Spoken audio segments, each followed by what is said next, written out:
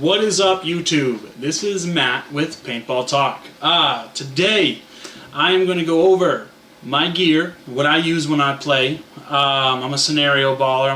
I'm a woods ball baller. So my style of play is a little bit different than some people out there. Some people like to use speedball equipment in the woods. Some people like to use wood equipment on the speedball. So I'm going to go over my gear. I'm also going to go over tanks and air and the difference between CO2 and HPA, high pressure air, also called nitrogen. So for people who are getting into the sport, you want to know what's the difference with what's up with CO2. I mean, most people know that CO2 it's the most common air for markers and for paintball guns. However, what a lot of new ballers might not know is high pressure air is available, and some guns actually require high pressure air, or I'm just going to refer to it as HPA. So real quick, I'm going to go into the tanks here. I have a pretty simple 20 ounce Empire CO2 tank. This is full. It is an aluminum bottle, so it's quite heavy. This is probably your standard bottle that you would get with a rental marker, or you can pick these up at Walmart. You can pick them up at Dick's. I think this was like 25 bucks, cheap. So if you're first getting into paintball, definitely not a bad way to go. First round is just get a standard CO2 tank. They are refillable at a local field, and some places I know. For example, Dick's, if you do buy a CO2 tank at Dick's, they will fill it for you for free because that's where you bought it. So that's not a bad idea. They sell decent paint there too, so they have your paint needs, they have your CO2 needs, and then they have an okay selection of markers with some additional accessories. So, standard CO2, most markers use it. The only downside, I think, to CO2 is there's no actually telling, aside from weight, whether the tank is full or empty. Not only that, but as you shoot, the tank actually gets kind of cold. So if you're holding your marker up and you've got your tank kind of tucked in and it's really hot out, say you're wearing a sleeveless shirt, or something short sleeve, you don't have a whole lot of clothing on because it's hot, this CO2 is going to start to cool off right on your shoulder. Some people might consider that uncomfortable. I'm a bigger guy, so a cold tank against me during a hot day isn't necessarily a bad thing. But the other downside to CO2 is its velocity. It doesn't shoot at the same velocity every single shot. It goes up and down. So that's why a lot of people are switching to HPA, and that's why a lot of the higher end markers use HPA, because it's more consistent and it's also easier on the guns. So that's always a plus too. So CO2 isn't bad if you're first getting into it. This is a great bottle to start off with, 20 ounces. Anything bigger than this is really going to feel like a tank on your gun. And then I would definitely suggest running some sort of remote line on top of that. The second tank I have here, this is actually my backup tank. This is a 48 3000 PSI JT HPA tank. I actually got this at Dick's Sporting Goods. This is an aluminum tank. They cannot fill it because they do not have a air compressor that can fill up to this high. The great thing about this tank was it was probably like $50 or $80, which isn't bad for a 48 3000 tank. The only downside to it is this does feel like a tank because it is aluminum and because it is so much bigger than that CO2 tank right there. So the great thing about the HPA tanks is this guy right here. You got a regulator right on the front of the tank that actually tells you how much air is in it. So as you start to lose air pressure, you can look at the gauge and be like, oh shit, I only got 1,000 PSI. I should probably go fill my air tank before the next game. So this is a great tank. It worked well for me at first, but then I started shooting more paint, and I realized I was running out of air before I was running out of paint. So this is definitely a good tank to start off with if you want to take the HPA route. Stop by Dick's, pick this up. Inexpensive, good quality. It's a very reliable bottle, so I'm not going to have any complaints on that. But HPA is definitely the way to go. Now, I just got this in. This is my new behemoth. This is my 90-4500 carbon fiber Ninja HPA tank with the mini regulator on top. So this tank, as you can see, compared to my 48-3000, my 90-4500. So despite the size, this is way lighter than this. And then it holds a hell of a lot more air also. So obviously size-wise it is bigger. This is not something you would want to have in, you know, the rear of your gun, because it doesn't matter how hard you press it against you. You know, figure it screws into your gun right here.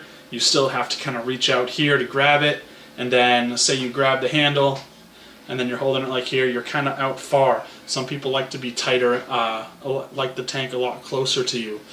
So another positive side about using HPA versus CO2 is the variety of the tanks. So CO2, you really, you know, this is 20 ounce. They don't make a different size 20 ounce. You know, they could kind of shrink this down and, you know, bow it out a little bit to maybe make it a little bit smaller. HPA tanks are great because they come in a variety of different sizes, which makes it easier to cater the tank around your style of play. So if you don't run a remote line, you can get, you know, the standard 68-4500 tank in a smaller size, so you can hold your marker nice and close to your body, like some people, like speedballers, tend to do. Me, I run a remote line, so I wanted to get as much air as possible. That way I don't have to constantly fill up. I'd rather run out of paint before I run out of air. So this is a great tank. I love it. It's so light, I can't even tell you. And again, it's got the regulator right on the front, so you can actually tell as you're running out of air. So great tank. Definitely recommend it. And again, if you're not using HPA, I highly recommend you switch over to it.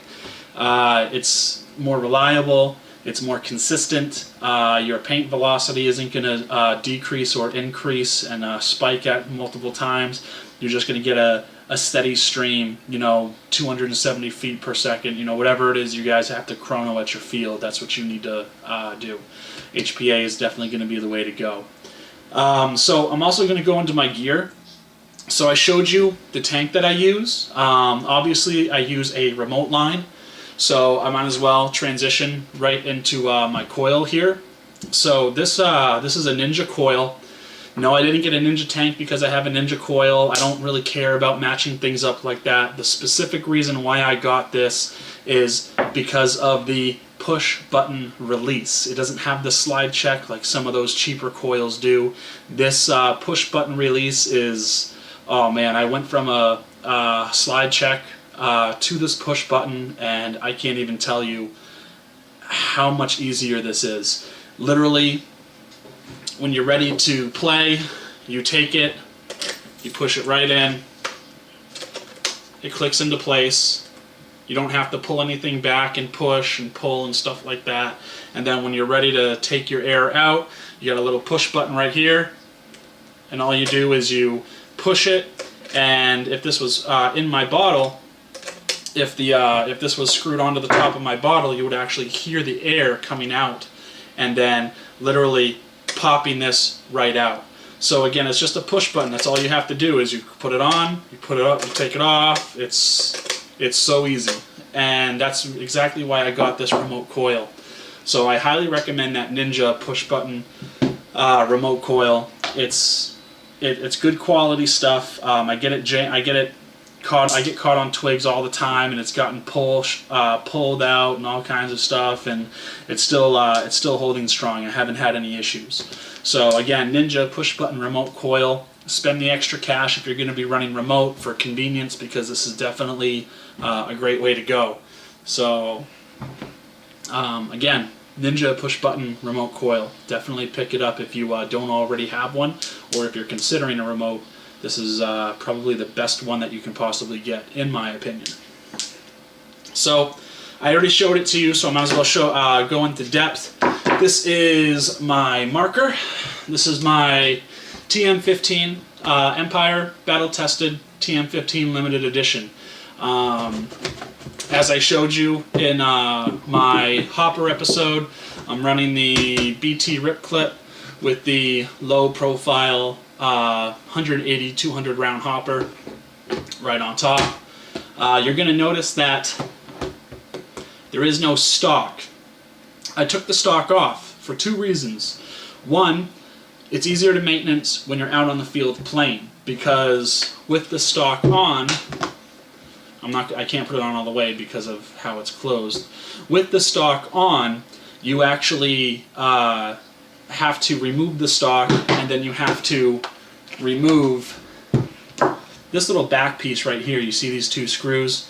You take these two screws off, this piece pops out, and then you have access to your bolt for for quick cleaning, and your spring for quick cleaning, along with velocity adjustments. So I took the stock off because if I ever have an issue while I'm playing, it's a lot easier to handle. You know, I don't have to worry about this thing, you know, leaving it somewhere, forgetting about it. So I just took it off. Plus, when I have a sight on my gun, it makes it easier to aim down the sight with the stock out of the way. So this is a phenomenal marker. 550 bucks. I got the all black one. Like I was telling you guys before, this is the marker that I purchased after I purchased the Tippmann's U.S. Army Salvo. My wife was pissed because they gave one of these away at OSG Paintball, and I wanted it. I just didn't want any of the camo patterns. I like the straight black. If I want to do something with the paint, I'll go ahead and I'll paint some of the rails, you know, make it soggy or something like that. So adjustable foregrip, which is nice. All you do is you twist down, and then you can adjust the grip up and down to wherever it is you might want it, and then you twist it back up. Pretty simple. Selector switch on the side right here. Very first is your, where is it? There it is. Very first is your safety. Go down one to semi-auto. Go down another, and then you've got your 3-round, also called your ramping. Go down one more, you got your full auto, and it can fire up to about 30 balls per second. Most fields, unfortunately OSG is one of them, do not allow you to shoot full auto or 3-round. It is semi-auto only. So I will be getting the adapter for the double trigger so I can get some speedball action going with it.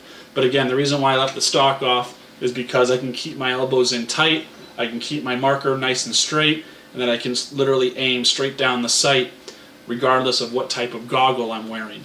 That's very important sometimes when you have a stock. When you have a stock that's kind of preventing you from getting your head around the marker completely, you got to pull it out and kind of get behind it.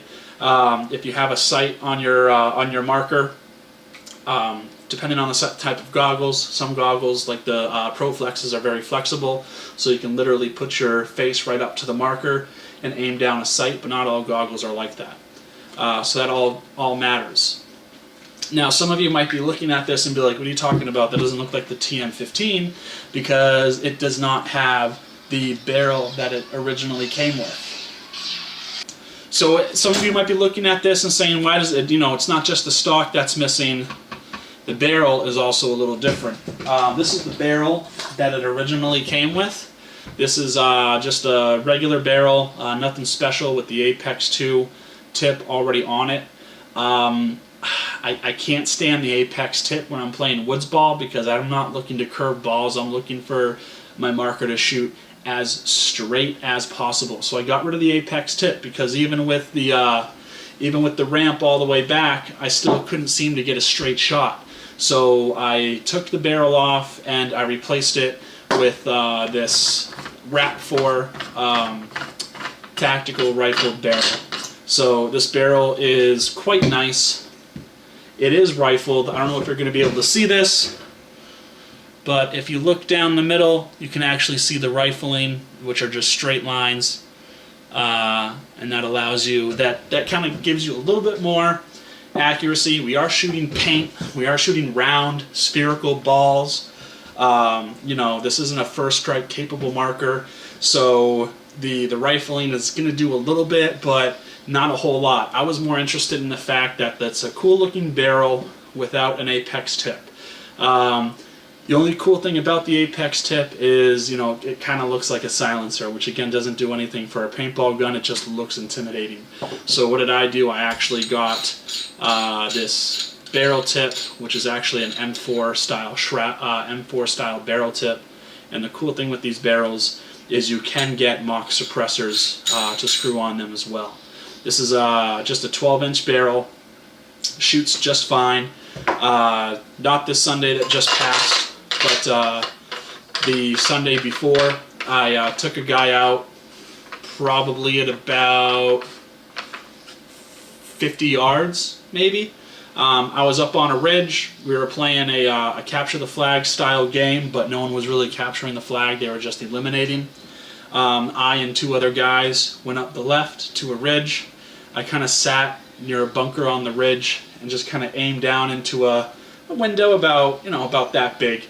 OSG has a rule where if you can't put your fist through it, you can't shoot through it. So the window was plenty big enough. So I literally went down. I probably took about two test shots to kind of get an idea of where my balls were going to go. And once I knew they were going to go through the window, I just kind of unleashed as much paint in that window as I could, and I took out a guy. I thought I hit someone else in there, but either way, they didn't call themselves out. But I did take a guy out from there. So the barrel is quite accurate, and the marker is definitely a must-have if you're a woods ball player. It is completely electronic, so there can be some issues with it. You definitely want to know how to maintain the weapon if you do get one. But other than that, it is a great, reliable marker. I love it.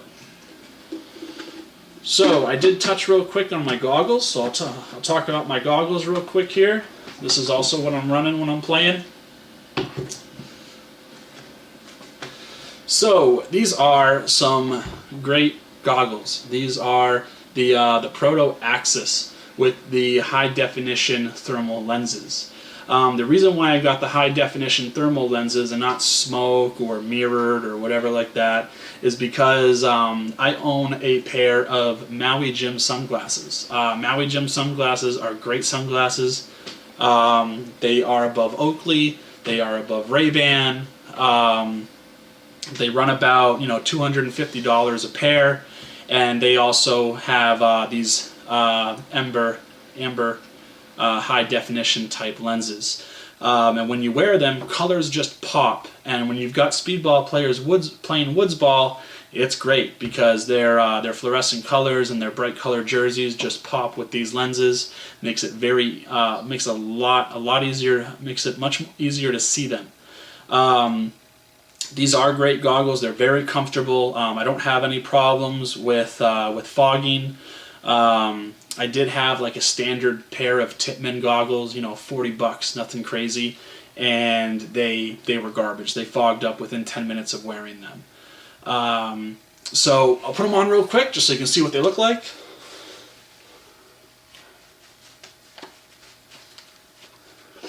So pretty standard goggles, nothing too crazy.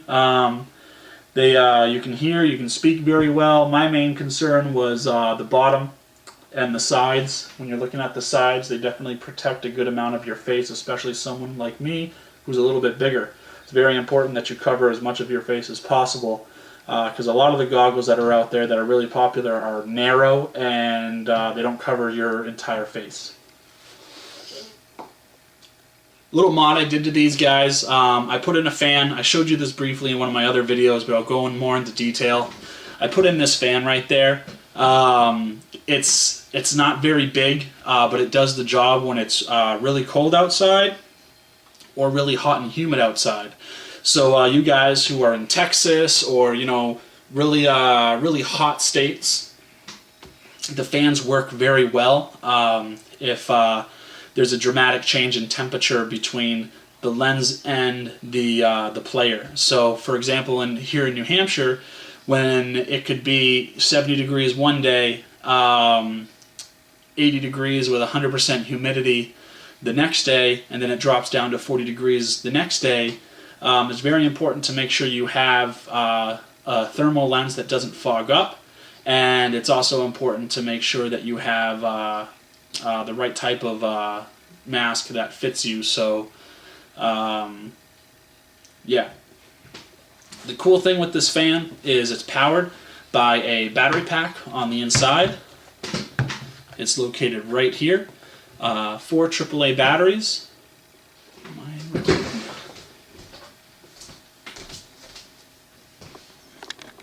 Yep. So I'll start this over. So the goggles that I run, these are the Proto Axis. These are great. This is a great pair of goggles to own. They're not wicked expensive. I believe they were $80, and then an additional, I think it was $20 for the high definition lens. I like the high definition lens because I wear a pair of Maui Jim sunglasses, and those lenses are also high definition. Now, what makes them high def? Essentially, it's not like you're looking at a a 260 hertz TV with motion stabilization and all that crap. It's really just about how the lens makes certain colors in the environment pop. Mostly your greens, your blues. So for me, I really like that, because when you're playing woods ball and you've got people out there that are wearing maybe brighter colors because they're mostly speedball players, those colors actually tend to be more noticeable in these lenses than a standard clear smoke or mirrored lens. They did come with a clear lens. I just as soon as I bought the goggle system, I bought the high definition lenses, popped those clear ones out, popped these in, because when I'm outside I'm always wearing my Maui Jim sunglasses anyway, so at least it makes me feel like I'm not wearing goggles, if that makes any sense. They are thermal, so they don't fog, but I still installed a fan inside of it, so you can see it right there, right in the middle, with the wires running down to my pack that runs 4 AAA batteries. The battery pack is right there. Some elastics just holding it in place. It's a very simple mod.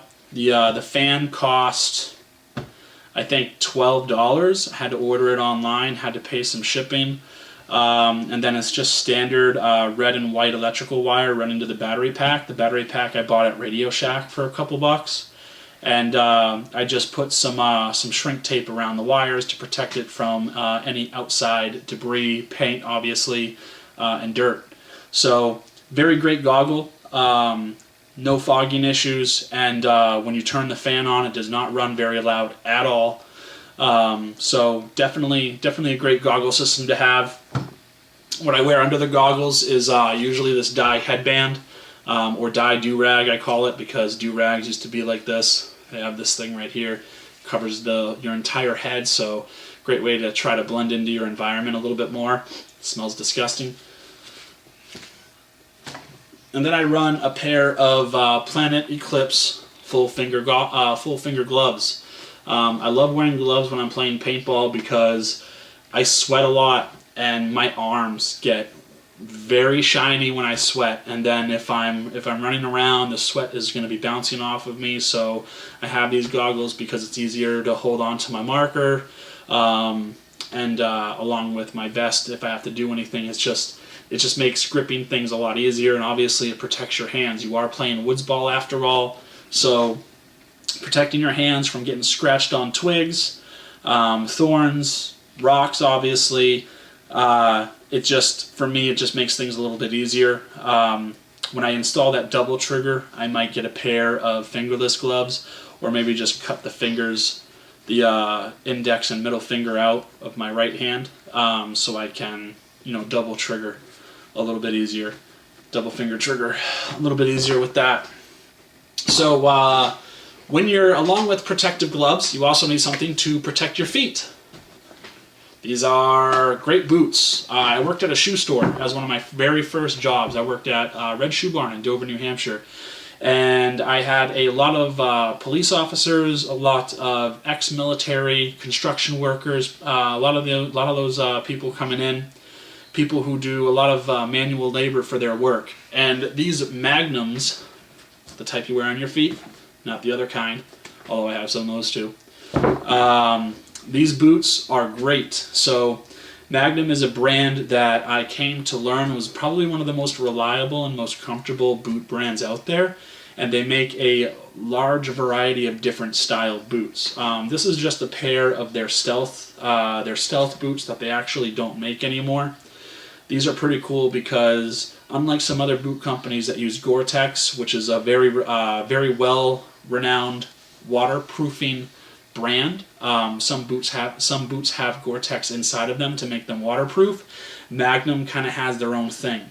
The only downside to the boots is they didn't have any Vibram soles. Vibram soles are very durable and very resilient and long-lasting. These didn't have that, but still seem to be great anyway. The great thing I like about these boots is the V-cut. So the back here is it's cut in a V-cut. So that's very important for flexibility, I think, in running and lateral and horizontal movement up and downhill. The V-cut gives you a little bit more freedom and allows you to, rock back and forth, especially when you're on your heels and you're going back, going forward, side to side. It makes movement a little bit easier. And then they do have the zippers on the side here. So even though my boots are completely unlaced, if you wanted to, you could have them totally laced up and then simply throw your foot in, zip it up, and you're good to go without having to constantly untie and tie your boots. The zipper does provide some extra support. I tend to lace my boots up anyway, just because I'm not in a quick hurry to go anywhere. When I put them on, they're going to be on for the day. So again, Magnum boots, great. I did try a pair of Rothko military style boots, and a lot of people swore by them. They gave me blisters within a matter of 15 to 20 minutes of running around the field during my first scenario game, and for the rest of the day I was limping around. So they weren't comfortable and they were heavy. That's another great thing about these boots, is these things are light. Ridiculously light. I mean, I'm holding them with my fingertips without any issues, so definitely worth picking up a set of Magnum boots. They do have them available online in different colors. I got mine in black just because that goes well with my my camo pattern, which I'll show you my camo pattern here in a second. Next I'm going to go over is my vest, my tactical vest. Let me get these air tanks out of the way.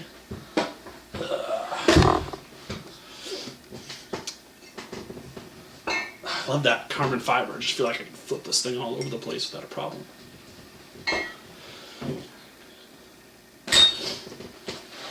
This is my Tippmann vest. Great vest. The only thing I don't like about it is the pouches are static. Static meaning the pouches are not removable. You can't adjust them. So you can't put them in different locations. The vest itself is made by Tippmann. I can't remember the exact model of the vest. I don't know if it's written down here somewhere. If you know it, feel free to leave a comment. Excuse me. Feel free to leave a comment telling me what type of vest it is. We've got some MOLLE webbing here on the shoulders. You can attach a sling, so it's easier to carry your gun. You can attach a radio pouch, a grenade pouch, whatever you might want on the back here. You got your pull handle, so say you are playing a pretty intense scenario style game. Some games you'll have medics, and if you get shot in the leg, only a headshot kills you, but if you get shot in the arm or leg, you gotta fall down. You got your drag handle here, so your buddy can actually literally drag you to cover while you call for a medic to come and repair whatever may be wounded on your body. You've got a front pouch right here. This I consider my admin pouch and my ID and map pouch. Usually right in this top part is where I keep my barrel plug or my barrel cover. I actually got some paintballs in here for some reason, some marbleizers. I also keep a cloth in case I get hit. I can get hit in the face. I can actually wipe down my goggles. Do not use paper towels on thermal high definition lenses. In fact, don't use paper towels on any goggle lens. You will scratch the shit out of it. Use the same type of thing that you would use to clean a pair of glasses or sunglasses. Something microfiber, something really soft and smooth. So inside of this pouch, I got this little elastic part right here. This is a great little piece of clothing to have inside of a pouch for pistol magazines, 12-gram CO2 cartridges. This little elastic piece keeps everything nice and snug. That way when you're running around, not everything's flying all over the place. On the front of this pouch, you got some Velcro. I got a little American flag here with some prestige patches that I got given to me by Plastow Army Navy when I bought it. Open it up. You've got your ID and you've got your map. So when you're playing a scenario game, usually you're issued a map.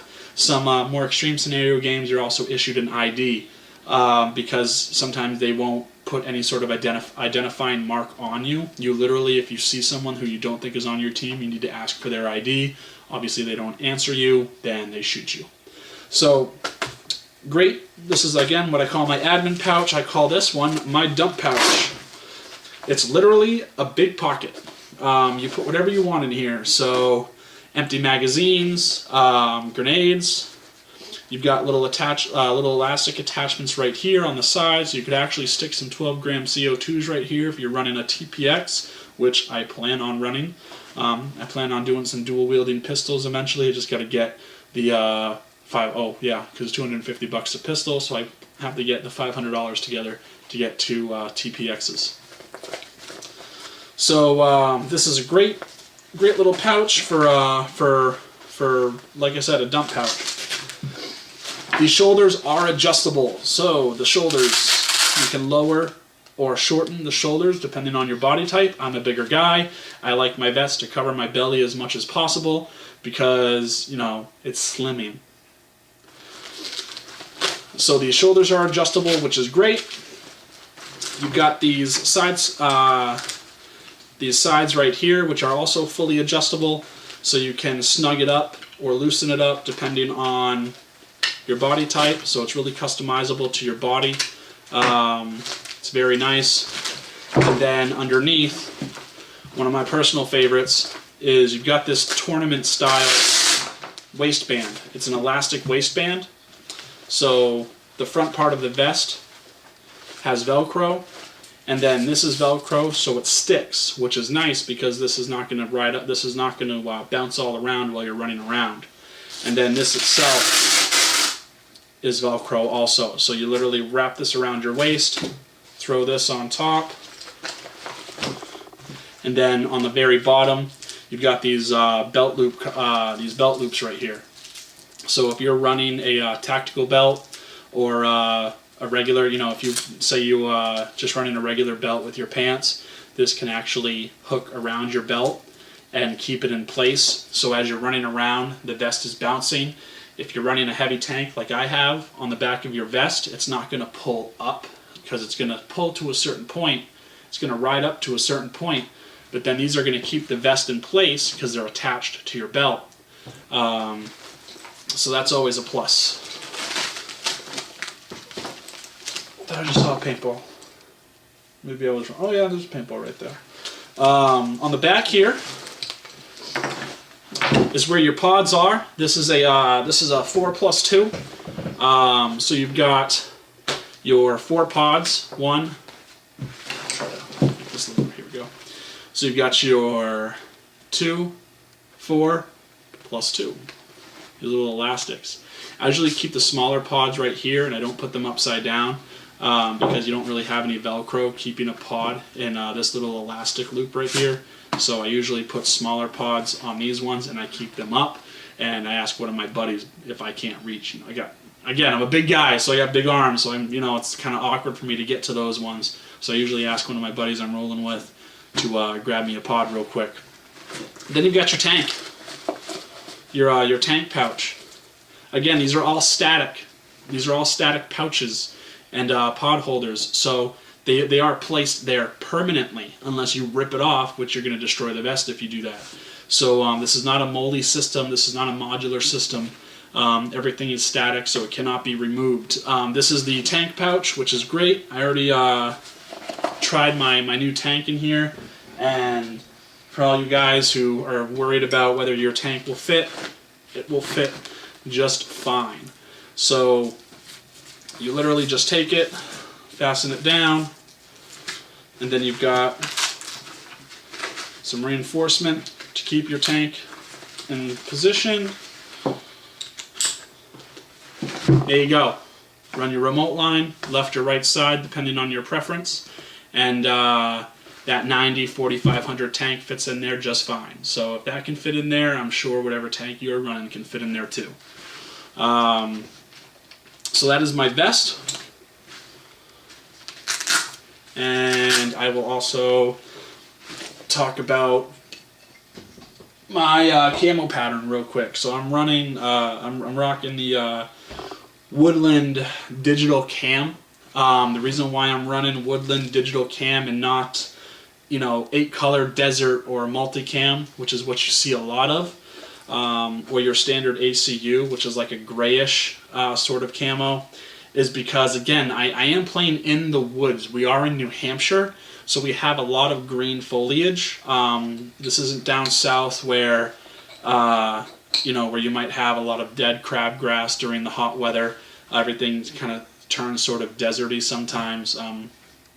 So this works best with my surroundings. Not everybody is the same, so that's also very important to take into consideration when you're buying a vest, or if you're buying a BDU set, battle dress uniform, if you don't know what BDU means, which is your coat or your shirt and your pants.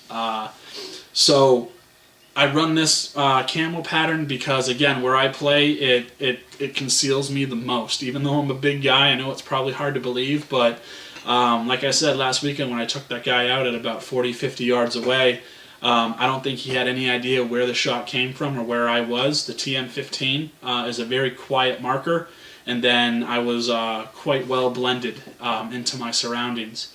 Sometimes I'll even take... It's only April right now, so we still don't really have a whole lot of leaves. But I'll take pine needles and leaves from trees from the field, and I'll stick them into the vents in my mask to kind of conceal my face a little bit more. So yeah, this is my vest. It is a great vest. I do plan on replacing it. I'm probably going to spend, unfortunately, over $200. That includes the shipping. Unfortunately, Wrap 4 doesn't include shipping. But the best vest for a guy my size, and I've done a whole lot of research. Trust me, I'm not just being like, I don't really care about price. This is paintball talk. My main concern has always been stretching your money and, trying to get the best thing at the right price. So I definitely plan on getting a vest from Wrap 4. For those of you who don't know, Wrap, Real Action Paintball. Wrap 4 is a great milsim scenario company. They have their own mag-fed markers available, and they have a lot of military style vests and uniforms available. Aside from the vests, the jackets and the pants and the shirts that they have for sale are quite reasonably priced. As I said before, the best bang for your buck is definitely getting a camo pattern that you like and tailoring your outfit around that, because it's gonna beat the hell out. It's gonna beat the hell out of the prices that Valken, BT, what other companies are out there? Whatever other paintball companies are offering for battle dress uniforms or camo patterns, stuff like that. And BT, for example, doesn't have an 8-color desert BDU or a multicam. They don't have a Woodland digital cam. They have their own. They call it Terpat and something else. It's kind of like a mock of the battle dress uniform camo patterns. The thing I don't like about that is it's a lot harder to customize your outfit. stretching your dollar and trying to get the best bang for your buck, sticking with a camo pattern that that the military usually issues, because when you're buying camo patterns from different companies, say I buy this Tippmann. Obviously, I have this Woodland digital Tippmann vest. This doesn't quite match. It matches pretty well, but it doesn't quite match up to the shirt and pants. If I buy a BT shirt and pants, and I want to try to get something that, a vest that matches it, but again, I'm a bigger guy, so the BT vests don't really fit me all that well. That's why I'm going with Wrap 4, like I mentioned before. The camo pattern that BT has that may look like a digital camo could be a lighter or darker shade than what Wrap 4 has. So if you are going to buy a BDU camo pattern, it's important that you get everything from the same supplier. That way it's gonna match as much as possible. Some people might not care about that, but I'm kind of OCD when it comes to stuff like that. I want to match. One of the other reasons why I was going after the Wrap 4 vest instead of the a battle-tested one on A&S Gear, unfortunately, which is where I got my tank. I got my tank at ansgear.com. I know I said go to a shop, but I couldn't find a shop that had the 90 4500 tank, so I had to order it online. And unfortunately, A&S Gear asked me if I would ever buy anything from them again. And I said probably not, because I usually try to support my local shop, but unfortunately I couldn't find that tank anywhere. So I was going to get this BT vest that I saw on clearance that was going to fit me, but all the pouches were discontinued. And I saw it on A&S. I was like, wow, that's a really good price. It was only going to cost me like $150 for a complete moly vest with every single pouch plus a couple extras in case some ripped or in case I wanted to change my loadout. And I got kind of pissed off because I'm sitting here trying to talk to somebody online about, hey, this is what I want, this is what I need, this is what I'm looking for, I need to make sure it's going to fit. And this is the whole reason why I strongly suggest going to shops to try on your gear before you buy it. The person I was talking to had no idea. No idea. It's not like I can send them a picture. I was like, hey, this is me, this is what I'm wearing. Find something that fits. No. They really just could not help me. I mean, A&S Gear was great when it came to my tank. I mean, that was simple, though. I knew what I wanted for a tank. I knew how big it was going to be compared to the tank that I already had. So that was a little easier. But when it comes to your marker, when it comes to your gear, your goggles, it's important to get it in your hands and try it on before you buy it, instead of having to deal with, again, the whole returning and stuff like that. And unfortunately, I'm gonna have to buy a vest online from Wrap 4 because I can't find a vest that fits me anywhere. So anybody out there, if you know of a shop between Maine and Connecticut, if you know of a shop between Maine and Connecticut that has a Wrap 4 Tactical 10 paintball vest in Woodland digital camo, large, I will drive there and try it on and buy it probably. If not, then I'm going to have to order it from .com and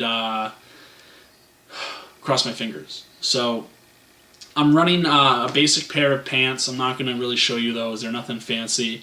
I was wearing the shirt in one of my other videos, so if you're curious about what type of shirt I run, it's literally just a long sleeve shirt. It's not a coat. It's not a BDU jacket of any sort. It's literally just a true spec long sleeve Woodland digital camo shirt, and then I have some true spec Woodland digital camo pants. The reason why I'm rocking just a shirt and not a vest and not a jacket is because I am wearing the vest. So if I was to have a BDU jacket over, a compression shirt or, a sleeveless shirt, and then the jacket, and then the vest, and here in New Hampshire, when it's 80 degrees with 60% humidity, it feels like, 98 degrees, and that as you're running through the air, you can feel the moisture hitting your face, and it's disgusting. And you want to be able to breathe, and you want to be as light as possible. So that's why I'm just rocking a regular shirt. I plan on getting some sort of moisture wicking material. I see them all. I see them everywhere. I don't know what they're called yet. So again, if you know what they're called and you know what I'm describing, tell me what it is, please. But it's on G.I. Joe Retaliation. The Rock wears it. But it's like a moisture wicking material with BDU jacket sleeves, and on each side. And then it's got a quarter zip that comes all the way up to the neck, but you can unzip it all the way down here. And I don't know. I'm trying to find it. I thought I saw it on that Rat4 website, but again, I want to try it on before I buy it. That's just my biggest pet peeve, is I don't want to have to fucking return something online. It's a pain in the ass. I hate it. Anyway, so this vest is a great vest. Tippmann, reliable company. Something I didn't mention real quick. On the inside, you do have a water reservoir available, or pocket anyway. So if you do own a camel pack, or at least the water reservoir that's inside of a camel pack, it'll slide right into here, and it'll stay in place. So that is it. That is my gear. TM15 limited edition BT rip clip, 30 balls a second, some gloves. Remove the stock if that's your style.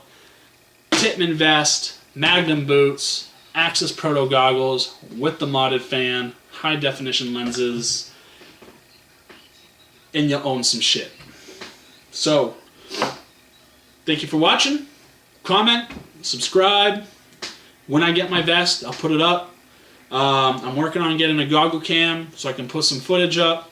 But again, comment, subscribe, suggest.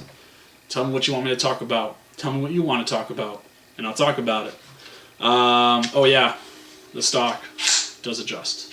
You probably already knew that, but it just occurred to me. I still don't put it on my gun. Peace.